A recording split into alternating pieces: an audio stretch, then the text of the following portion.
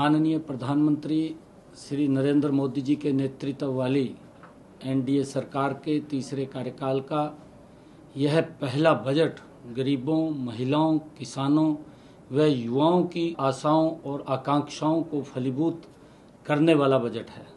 मुझे पूर्ण विश्वास है कि यह बजट विकसित भारत के निर्माण में एक नया अध्याय लिखेगा।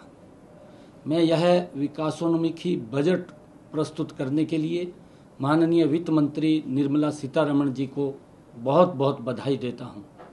इस बजट में आने वाले वक्त में कृषि को अधिक लाभकारी बनाने, अर्थव्यवस्था को अधिक सुदृढ़ करने, औद्योगिक विकास को नई गति देकर अधिकाधिक रोजगार सृजन करने का विजन दिखाई देता है। बजट में फसलों की जलवायु के अनुकूल 32 कृषि और 109 बागवानी किस्मों के लिए कृषि अनुसंधान को बढ़ावा देने पर जोर दिया गया है। इससे कृषि प्रधान हरियाणा को बड़ा लाभ होगा। प्राकृतिक खेती के लिए 1 करोड़ किसानों को मदद देने का प्रावधान स्वागत योग्य है। प्राकृतिक खेती पर्यावरण के अनुकूल है। इससे बहुमूल्य जल की बचत होती है और आम जनता को शुद्ध भोजन मिलेगा। किसानों की रासायनिक खादों और कीटनाशकों पर निर्भरता न होने से उत्पादन लागत में भी कमी आएगी। बजट में दलहनों और तिलहनों का उत्पादन बढ़ाने व इनके भंडारण व विपणन को सुदृढ़ बनाने की घोषणा से हरियाणा में फसल विविधीकरण को अपना रहे किसानों को बड़ा प्रोत्साहन मिलेगा।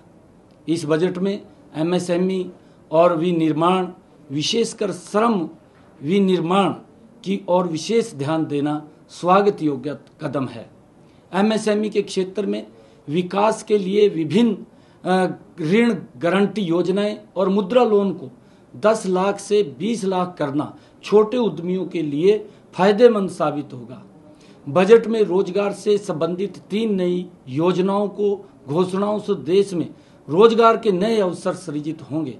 पहली बार रोजगार पाने वाले नवनियुक्त युवाओं को ईपीएफओ के जरिए 1 महीने के वेतन अधिकतम 15,000 रुपये का भुगतान किया जाएगा। विनिर्माण क्षेत्र में नवनियुक्त युवाओं और रोजगार देने वालों को ईपीएफओ में अंशदान के लिए प्रोत्साहित करना स्वागत योग्य है। सरकार बजट में नियोक्ताओं को ईपीएफओ को अंशदान के लिए 2 वर्ष तक 3,000 प्रति माह की प्रतिपूर्ति करेगी। गरीबों को 300 यूनिट तक मुफ्त बिजली देने के लिए शुरू की गई पीएम सूर्य घर योजना का इस बजट में विशेष बढ़ावा देने की बात कही गई है। यह हरियाणा के गरीब परिवारों के लिए अत्यंत लाभकारी सिद्ध होगी।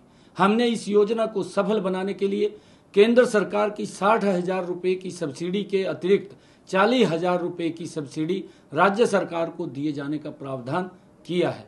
कुल मिलाकर यह बजट समाज के सभी वर्गों के लिए कल्याणकारी, देश की अर्थव्यवस्था को मजबूती देने वाला और राष्ट्र को विकास की नई बुलंदियों पर ले जाने वाला साबित होगा।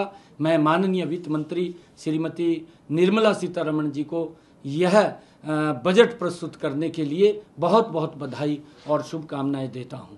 और मुझे ये पूर्ण विश्वास है कि पूरे देश में गरीब परिवारों के लिए प्रधानमंत्री आवास योजना के तहत इस बजट में 3 करोड़ नए स्वरूप में घर बनाने का निर्णय भी वो स्वागत योग्य है, जिससे कि आदरणीय प्रधानमंत्री जी का एक विजन है कि हर सर के ऊपर छत देने का काम हमारी सरकार करेगी। उन गरीब लोगों को इस बजट के माध्यम से वो मकान बना करके देने का कार्य भी पूर्ण होगा। मैं इसके लिए आदरणीय निर्मला सीतारमण जी और आदरणीय प्रधानमंत्री जी के इस विजन को मैं बहुत बहुत बधाई और शुभकामनाएं देता हूं। ये बजट इस देश के विकास में और गति से आगे बढ़ाने वाला ये बजट है। हर वर्ग की अपेक्षाओं के ऊपर, चाहे किसान है, गरीब है, युवा है, व्यापारी है, हर वर्ग की अपेक्षाओं के ऊपर